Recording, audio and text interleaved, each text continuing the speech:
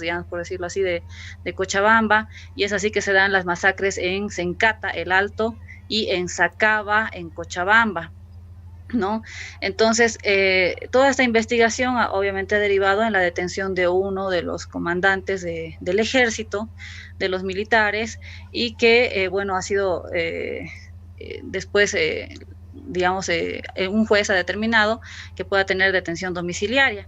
La prensa en Bolivia ha hecho eco de las lágrimas que supuestamente ha derramado este militar en el juicio, ¿no? Sin embargo, lamentablemente a nosotros como población nos espanta, nos indigna el hecho de que esta misma prensa el año pasado no mostraba lo que pasaba en estas fechas en nuestro país, cuando estaban los tanques de guerra saliendo, cuando los militares estaban reprimiendo. Si no hubiera sido por las redes sociales, no hubiéramos sabido todo esto. Afortunadamente, en estas épocas ya nada queda oculto. Entonces se viralizaron las imágenes que tomaba la misma población desde sus casas, desde lugares alejados para no ser vistos por los militares.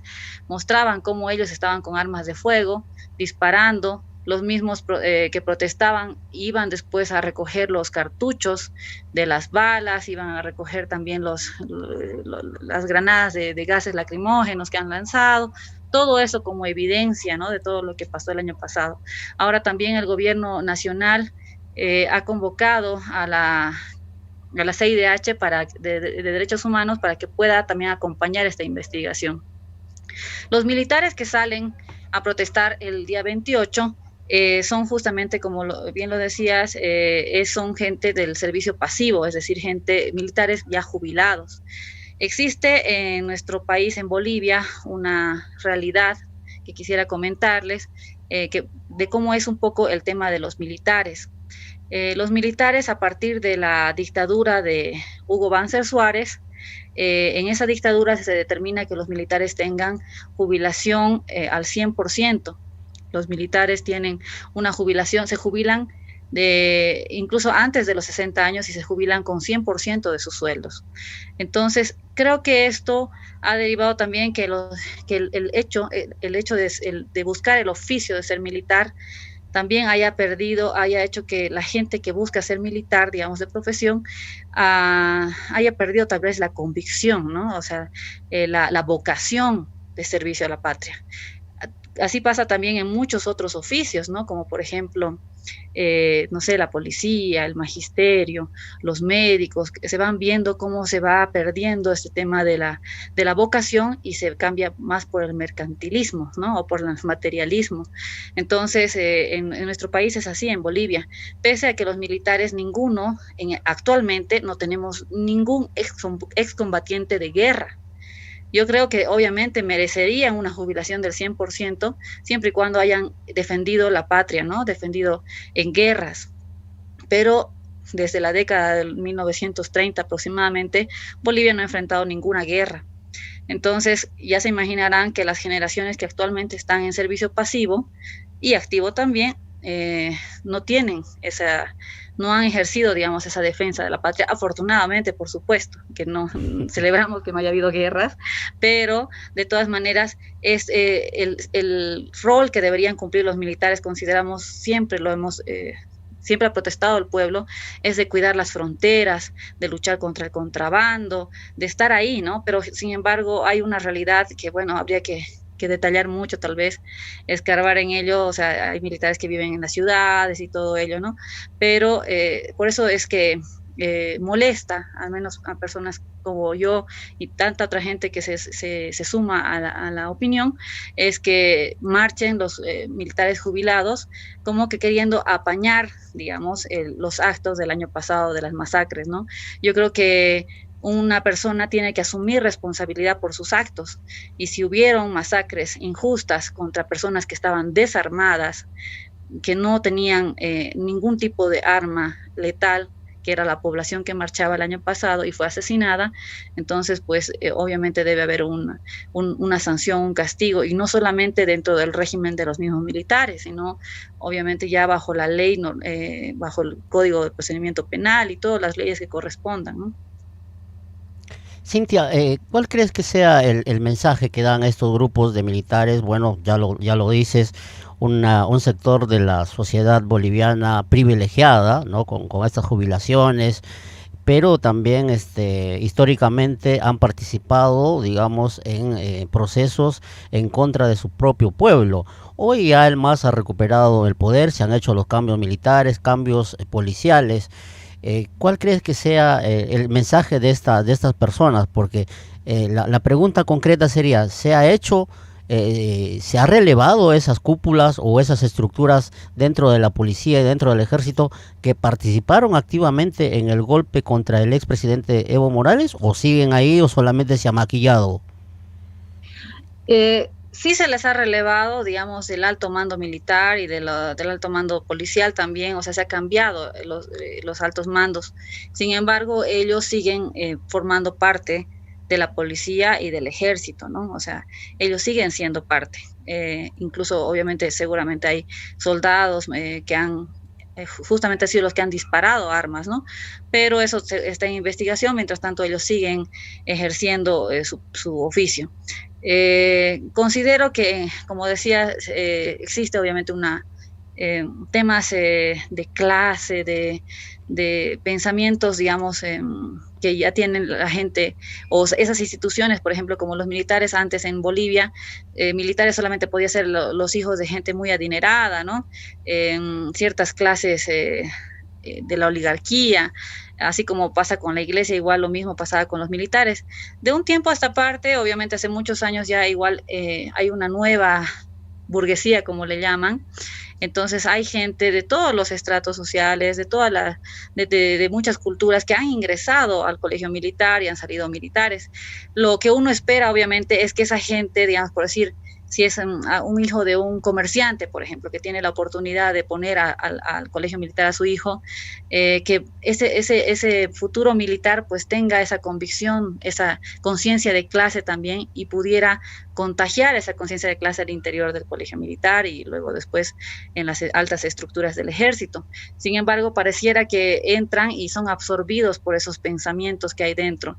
No sabría decir, obviamente, cuál es el porcentaje de la gente que es conservadora, ¿no? Porque sí se ve eso, al menos especialmente en los del servicio pasivo, que son los que más se han manifestado en favor del golpe de Estado y posteriormente también en una supuesta defensa del honor del ejército. Había un comandante o en servicio pasivo de los militares que salió a decir que no quería que sea humillado, digamos, por decir el ejército cuando les decían el tema del grito que se le empezó a incursionar allá de patria o muerte, por ejemplo, ¿no? Patria o muerte, venceremos. Ellos decían, no, que no podemos, están humillando, digamos, nuestra institucionalidad, cuando en realidad no tiene, para mí no tiene ninguna cosa contraria a los valores que enseñan en el ejército, en el colegio militar, porque ellos mismos dicen la patria antes que la vida, incluso, ¿no? Ante la vida incluso está la patria. Entonces, patria o muerte es prácticamente lo mismo en otras palabras, pero hay como un recelo, ¿no?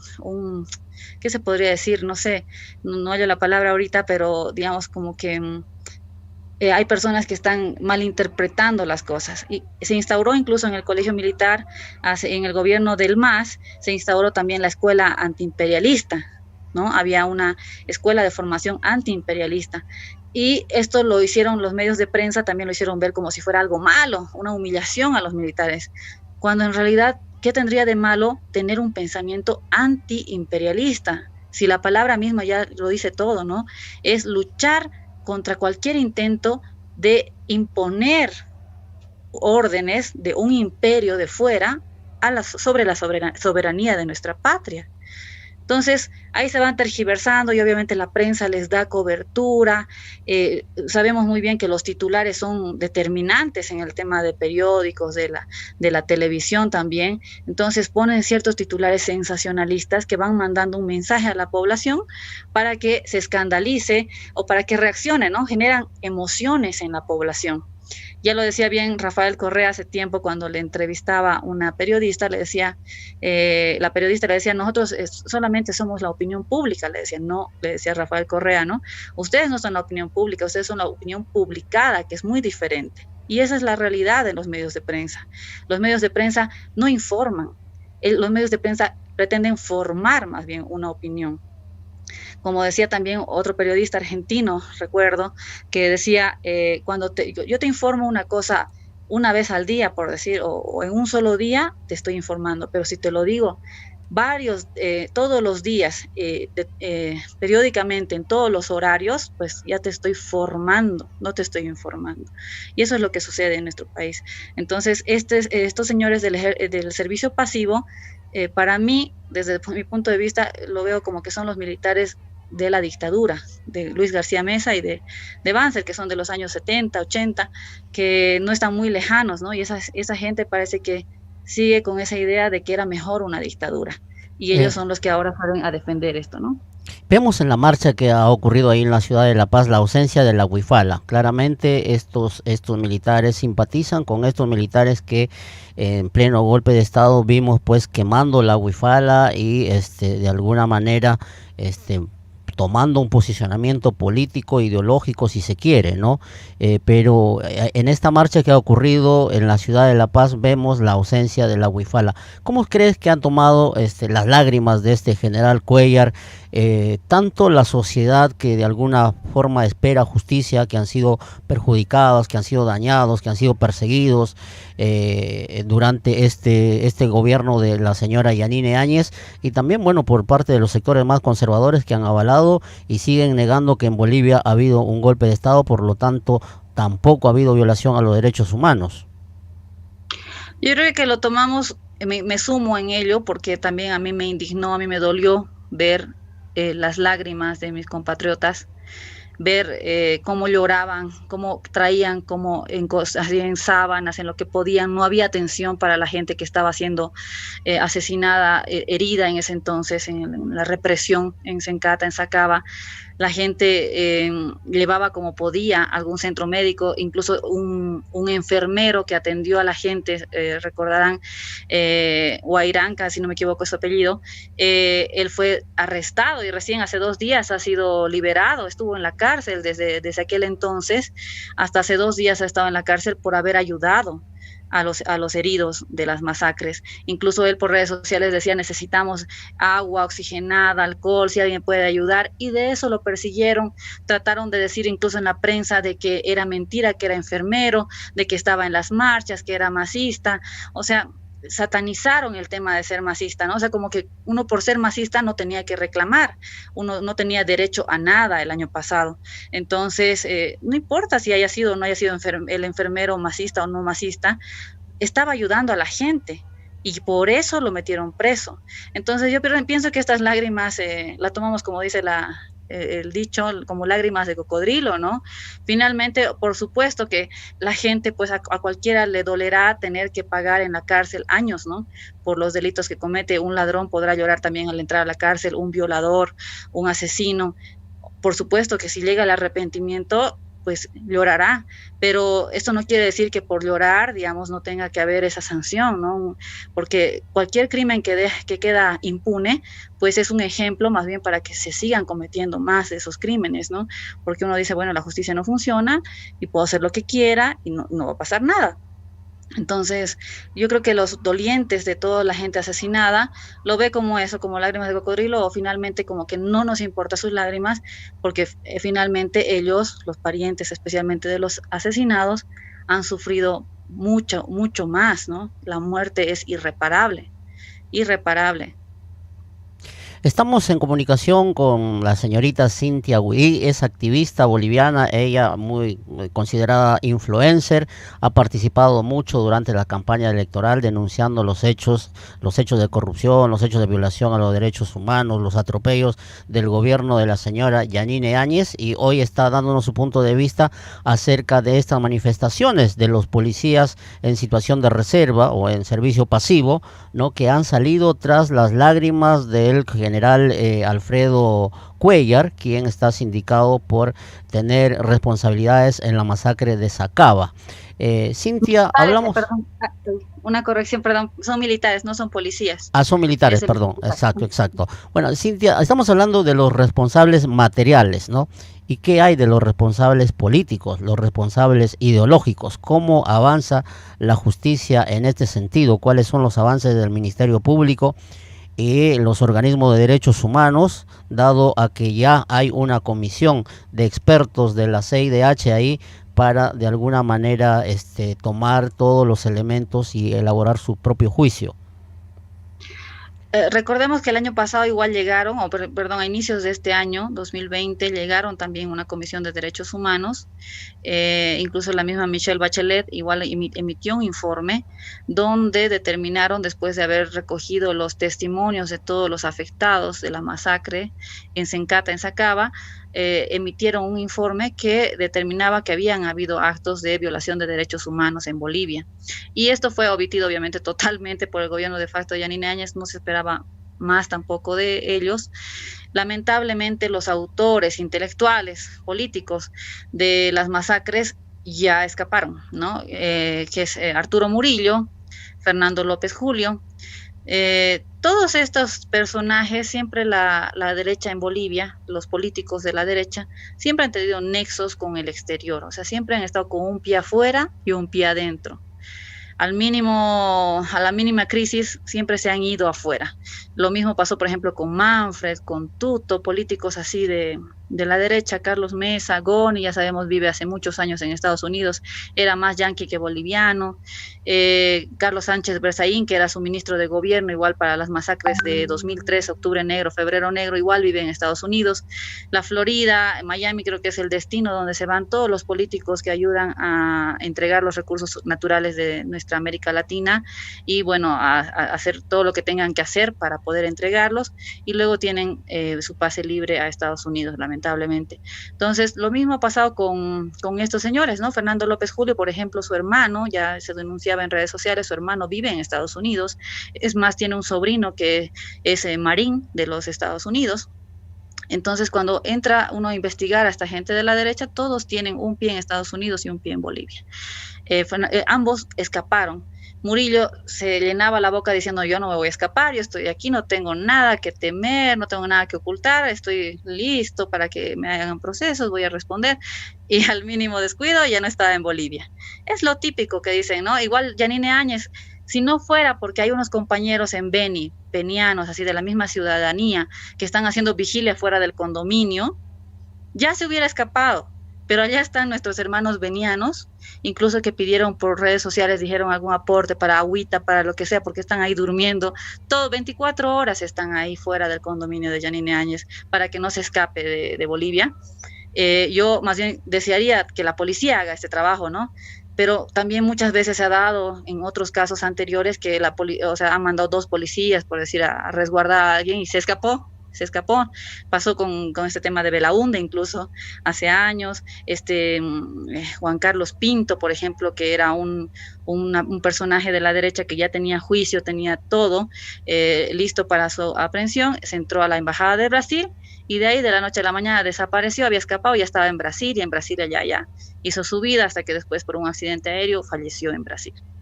Entonces, nuestra ciudadanía son los revolucionarios bolivianos que somos como todos los latinos así, de sangre revolucionaria, entonces están ahí haciendo vigilia a Yanine Áñez y ella sigue sacando sus tweets, ¿no? De que está persiguiendo al gobierno de Arce, que yo estoy aquí en Beni, que no tengo nada que ocultar, voy a estar aquí esperando el juicio, pero es mentira, ¿no? O sea, está esperando cuándo puede burlar a la vigilia que hay afuera del condominio para igual escaparse afuera, porque incluso en su gobierno, antes de dejar el gobierno, ya pidió ella no sé cuántas, creo que más de 200 visas para Estados Unidos y fue rechazada también, ¿no?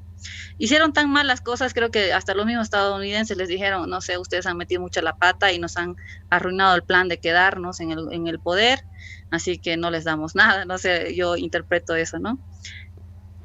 Escuchábamos al señor Murillo cuando apenas asumió su cargo, hablaba de ir tras la cacería, usaba la palabra cacería, las lamentables, desafortunadas palabras de la ministra de Comunicación en ese entonces, la señora Lizárraga, que es periodista, ¿no? Que había expulsado a los medios de comunicación, sobre todo a los medios argentinos que estaban cubriendo todo lo que pasaba ahí en Bolivia en ese entonces. ¿Cómo está tomando este sector que es reacio, que ha apoyado? Hablamos del sector civil, de la sociedad civil, de esta parte de la sociedad civil que apoyó el golpe de Estado, que ha rechazado y sigue rechazando al MAS los primeros gestos, los primeros actos de gobierno del señor Luis Arce Catacora. ¿Consideras que es un MAS un poco más moderado en comparación al MAS o al gobierno de Evo Morales? ¿Trata de alguna manera de ser un poco más consensuar, un poco más dialoguista? Yo diría que el tema de este tema de la sociedad civil, por decir, en general, bueno, siempre van a haber estructuras, o sea, un porcentaje de la población que es conservadora, es pro derecha, pro neoliberalismo, que representa una oligarquía, una clase alta. Entonces siempre ellos van a defender intereses, ¿no? Porque ellos han pertenecido, tienen su corazón de cierto color político, porque han pertenecido a gobiernos anteriores, son parientes, son herederos de la política anterior. Entonces, yo recuerdo alguna vez en Santa Cruz haber ido en la calle, estar conversando con una señora que me decía, estábamos mejor con Banzer, me decía, ¿no? Por el dictador. Y hay gente así, hay gente que extraña esa dictadura, que extraña esos momentos, porque claro, se beneficiaron de alguna manera de esos gobiernos. Pero, sin embargo, igual hay, debido al tema del cerco mediático, la prensa tiene mucha influencia en la población. Entonces, por eso yo digo, justamente hoy día sacaba un video donde digo, dime de quién te informas y te diría que crees, porque es así. Eh, los titulares son sensacionalistas, entonces hay una población que dice, ah, no, la justicia está siendo manipulada por el MAS. Sin embargo, pasaban atrocidades en el gobierno de facto y la prensa nunca mostraba eso, la manipulación de la justicia. El fiscal departamental de aquí de La Paz, el que no inició los juicios por las compras con corrupción de los respiradores, con sobreprecio, todo eso, era el abogado personal de Arturo Murillo. Fue cambiado, o sea, ni bien hubo el golpe de Estado, cambiaron el fiscal departamental por el abogado de Murillo, que entró de fiscal departamental, y él era el que emitía como volantes las órdenes de aprehensión para todos los del MAS. Entonces, todo fue manoseado totalmente, las leyes fueron violadas, no creo que no quedó ni una ley sin ser violada en Bolivia, empezando por la Constitución. Yanine Áñez empezó a gobernar con decretos, por decreto. El último ascenso de las Fuerzas Armadas fue por decreto, no por ley como manda la Constitución. O sea, una serie de violaciones a la norma que nunca la prensa hizo eco de eso, siempre cayó. Pero claro, ahora sí que el manoseo, ¿no? Que el manoseo de la justicia. Y por otra parte, nosotros, el pueblo, decimos, qué lenta está la justicia. O sea, somos gobierno, por favor, señores. De gobierno tienen el mandato de hacer justicia para los que han estado en Sencata, Sacaba. Por favor, ya quisiéramos ver los presos. A Yanine Áñez, a Camacho, el sedicioso, el terrorista. Y más bien a nosotros nos desespera como pueblo, ¿no? Pero hay una población que, claro, dice, ay, no, qué mal que estén metiendo la mano en la justicia, que la justicia debe ser independiente, un poder independiente del legislativo, del ejecutivo, por la independencia de poderes que hay. Pero, claro, eso es una influencia ya de la prensa, ¿no? Porque generalmente hay mucha población que repite solamente, que solamente no tiene opinión propia, sino que solamente es una repetidora de lo que ve en la prensa. Entonces sigue habiendo esa guerra mediática, yo creo que va a seguir habiendo siempre, porque ya lo he dicho muchas veces, los dueños de los medios de prensa son herederos de la política neoliberal. Tienen ese medio de prensa que les da mucha rentabilidad, obviamente, pero es gracias a que iniciaron en esos años del neoliberalismo. En esos años les dieron las licencias, en esos años fueron embajadores de esos gobiernos, fueron ministros, viceministros, autoridades, y de ahí sacaron dinero y crearon sus medios de prensa. Quizás no todos, ¿no? Pero por lo menos un 80% es así. Entonces, eso es lo que está pasando en nuestro país y sigue habiendo, obviamente, siempre va a haber esa clase conservadora que, bueno, con un poco de locura mental siempre va a sentir que por temas clasistas, racistas o regionalistas, que el MAS, digamos, va a tener su mentalidad contra toda política del movimiento al socialismo.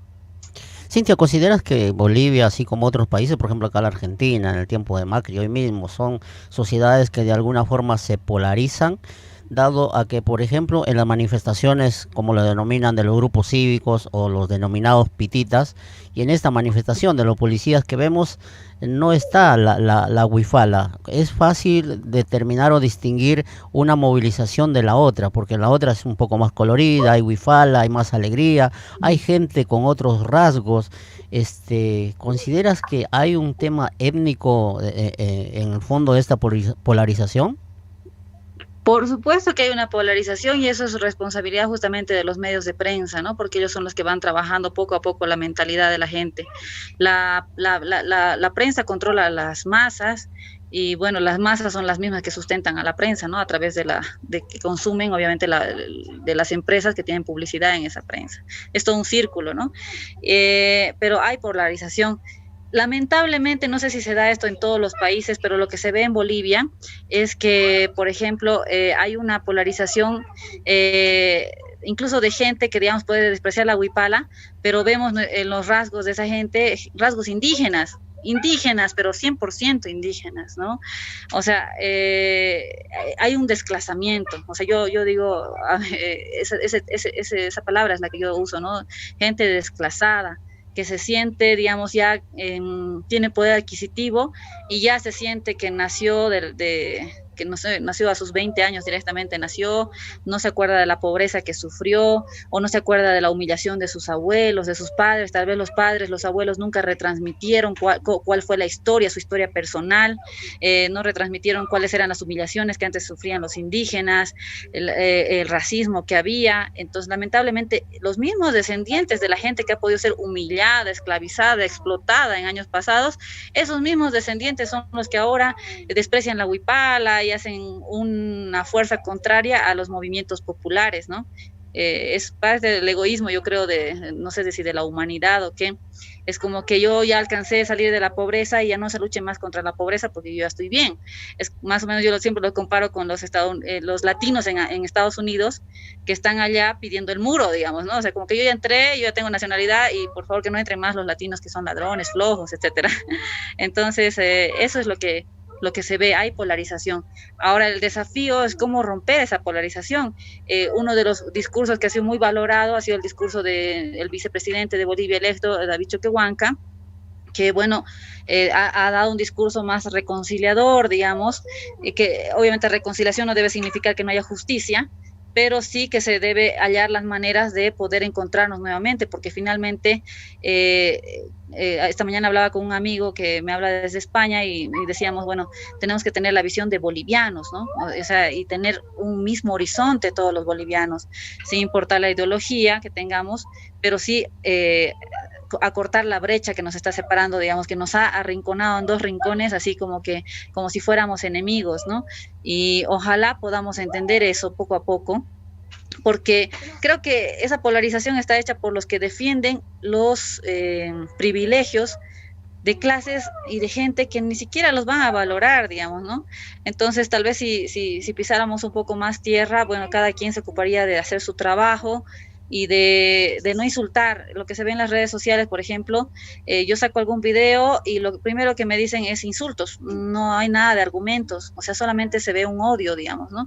Y bueno, ya en el gobierno de Yanine Áñez se denunciaba, el mismo Facebook dio de baja 60,000 cuentas falsas de Facebook que habían sido contratadas, o sea, pagadas con plata del Estado por Yanine Áñez y su gobierno para poder hacer apoyo a ellos y obviamente contra el MAS. Pero ahora se sigue viendo hay todavía cuentas así, ¿no? Hay cuentas que son falsas y cuentas de gente que está a veces tal vez en Estados Unidos, afuera, o gente que tiene esos sentimientos de racismo, de clasismo, que solamente ingresan a las redes sociales para insultar, para destilar odio, pero no argumentan. No hay argumento. Entonces, bueno, vamos a tener que seguir luchando contra todo eso y contra el cerco mediático porque va a seguir habiendo. Ya lo veíamos en este tema de las noticias de los militares, por ejemplo, ya sacaron, por ejemplo, en Los Tiempos, en periódicos como Los Tiempos, que es de Cochabamba, que militares desfilan, ¿no?, en contra de la persecución, por decir, cuando no son militares, son militares jubilados, Entonces ya eso genera pánico, genera una sensación, ¿no? Sensacionalismo en la población, porque uno dice, ¿qué está pasando? De nuevo los militares están queriendo hacer un golpe de Estado, empieza a haber especulación, incertidumbre y todo eso, ¿no? Entonces yo creo que debe haber de alguna manera un control a la prensa. Eso se ve también allá en Argentina, obviamente. Yo, cuando el tiempo de la pandemia, por ejemplo, en Argentina la gente opositora a Fernández reclamaba que se quite la cuarentena, que no haya cuarentena, todo por hacerle contra al gobierno. Y aquí en Bolivia no, la prensa no hacía eco de esas noticias de Argentina porque no le convenía, porque aquí en Bolivia más bien la gente de izquierda era la que quería que se levante la cuarentena, ¿no? O sea, la gente opositora al gobierno de Áñez, al gobierno de facto. Entonces, por eso la prensa hizo un silencio respecto a lo que estaba pasando en Argentina, porque en Argentina más bien la derecha quería que se levante la cuarentena. Entonces es así, van jugando con la población, ¿no? Van manipulando, es una manipulación total la que hace la prensa. No hay periodismo ético, lamentablemente, en los medios de prensa hegemónicos. Cintia, aparte del exdirector de Migraciones, ¿qué otro funcionario de Yanine Áñez está detenido o está siendo procesado en estos últimos días? Que yo sepa, solamente a él es el único que lo han arrestado. No hay tampoco orden de aprehensión contra Yanine Áñez. Están en el inicio de las investigaciones. Como decía, nosotros quisiéramos que sea más rápida el actuar del Ministerio Público, de la policía y todo, pero no hay eso todavía. Entonces, claro, por una forma de transparentar, de dar gusto tal vez a todo mundo, ¿no?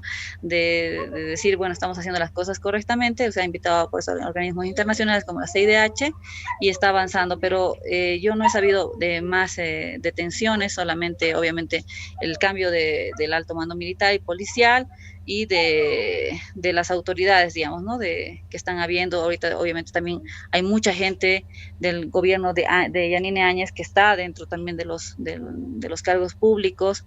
Es complicado también todo eso, se está haciendo una renovación que está siendo tal vez un poco lenta, no sé, pero para nosotros que esperamos que sea algo rápido, se está manejando así, pero esperamos que ya pronto tenga una solución. Obviamente lo que nosotros como pueblo esperaríamos también es que se determine quiénes han sido los damnificados, los afectados, que se haga un acto de conmemoración también a ellos.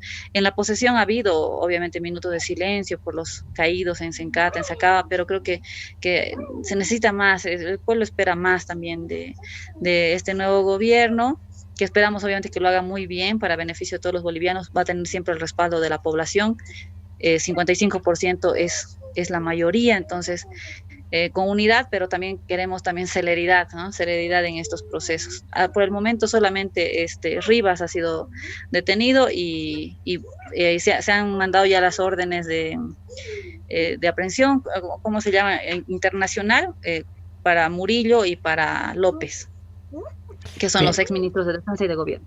Bien, Cintia, para terminar y agradeciéndote por esa disponibilidad para dialogar con nosotros. Bueno, este sector de los militares en situación de reserva, en servicio pasivo, son un sector privilegiado, digamos. Su movilización no obedece a cuestiones reivindicativas.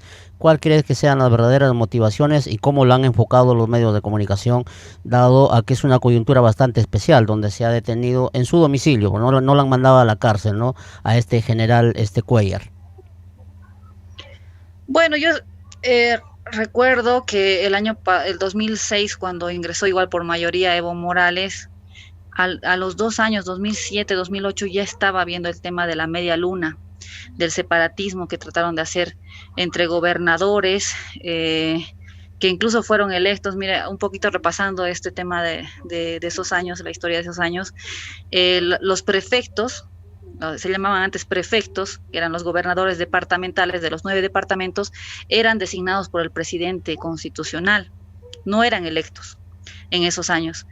Hubo la caída del neoliberalismo, sacaron a Goni, llamaron a elecciones y la derecha condicionó al pueblo, siempre la derecha condicionando al pueblo, queriendo siempre sacar su beneficio y proteger privilegios. ¿Qué hicieron en ese entonces la derecha? Desde el Parlamento y todo eso. Dijeron, ya, vamos a llamar a elecciones, pero contarle que también se haga elecciones de prefectos. Eso era inconstitucional. La derecha siempre se va a llenar la boca de constitución política del Estado cuando le convenga, cuando no es cualquier cosa que la pueden usar hasta para limpiarse lo que sea, ¿no? Con la constitución. No les importa la constitución. Pero en esos años condicionaron, dijeron, ya, vamos a llamar a elecciones, pero que haya también elecciones de prefectos, porque ya veían venir que iba a ganar el movimiento al socialismo. Incluso puede ser que el movimiento al socialismo haya ganado ya el 2002 y con fraude hayan bajado su elección los de la derecha. Pero el 2005 llega Evo Morales y él debería haber designado los prefectos, pero hubo también elección de prefectos y de esa manera hubieron prefectos electos en la media luna que se llamó, ¿no? Que era Beni, Pando, Santa Cruz y Tarija. Entonces eran gobernadores de la derecha, inconstitucionalmente electos.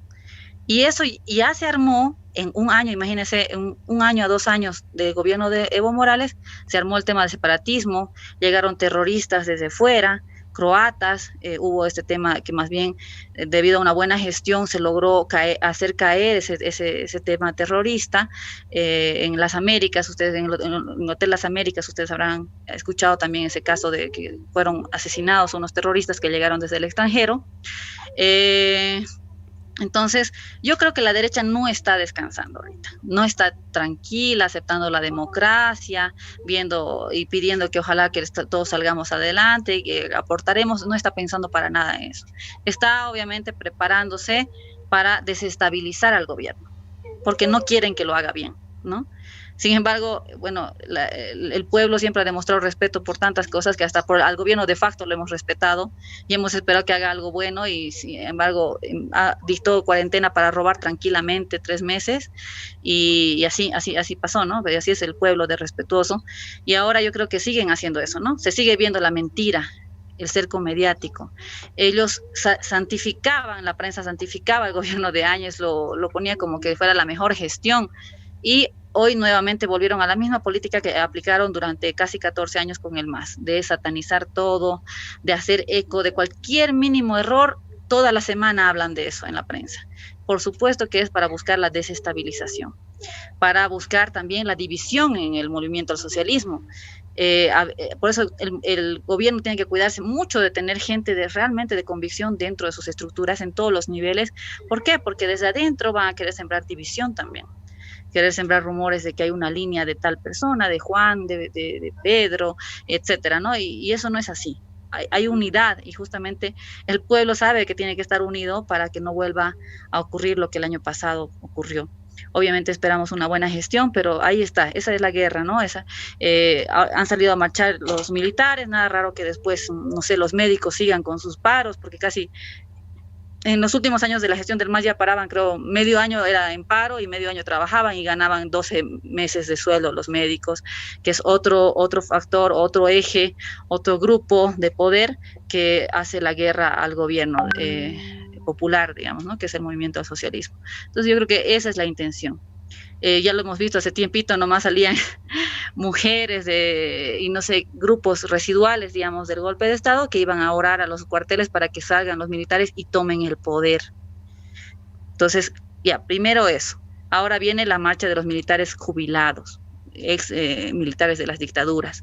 Y después ya, ¿qué otras cosas aparecerán, no? O sea, estamos, creo que preparados para eso, ya conocemos más o menos cómo es la realidad y el gobierno especialmente, que es el que tiene la autoridad y el poder, tiene que estar preparado para estas cosas. Y sobre todo el pueblo, que bueno, creo que a nivel internacional ha dado una lectura, ¿no? Ha dado una lección de cómo ha recuperado la democracia, un golpe contundente a la derecha, pero bueno, de cara a las próximas elecciones subnacionales, ¿cómo ves que se está plantando la derecha, ¿no? De cara a los próximos procesos electorales que se van a vivir en Bolivia, ya que vemos que el MAS se está fortaleciendo con la llegada del señor Evo Morales, participando muy activamente en las organizaciones de base? Sí, yo creo que todos tienen que prepararse para las elecciones subnacionales.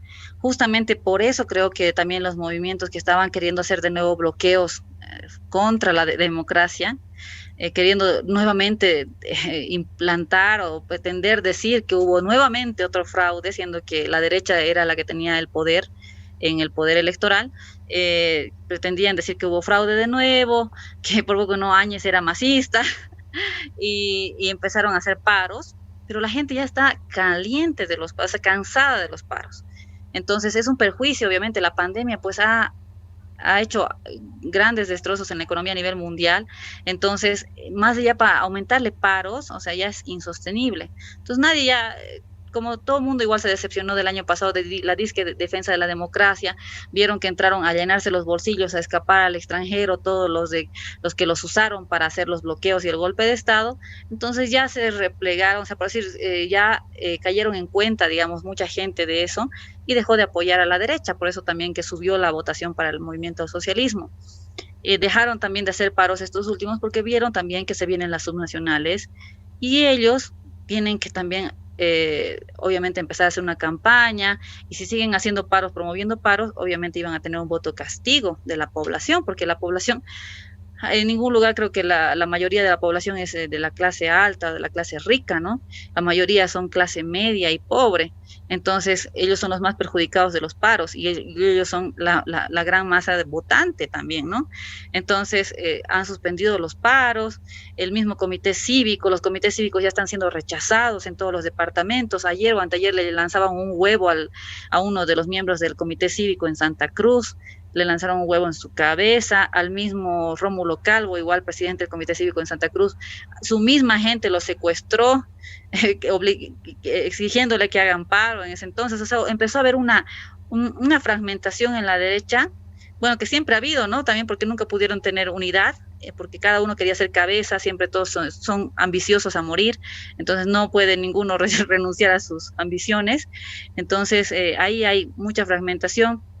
Seguramente se estarán preparando para las elecciones. Igual el movimiento socialismo como gobierno depende de estos meses, digamos, que vayan tomando buenas decisiones para que también puedan tener un apoyo en las subnacionales, alcaldías, gobernaciones. Me parece muy bien lo que está haciendo el movimiento socialismo ahora de hacer ampliados. Se inauguraron ya los ampliados en todos los departamentos, municipios están haciendo ampliados para recoger la opinión de las bases y que ellos digan, digamos, por mayoría de organizaciones sociales o las bases que participan de estos ampliados, decir cuál va a ser el candidato a alcalde, de cuál va a ser el candidato a gobernador, asambleístas, concejales.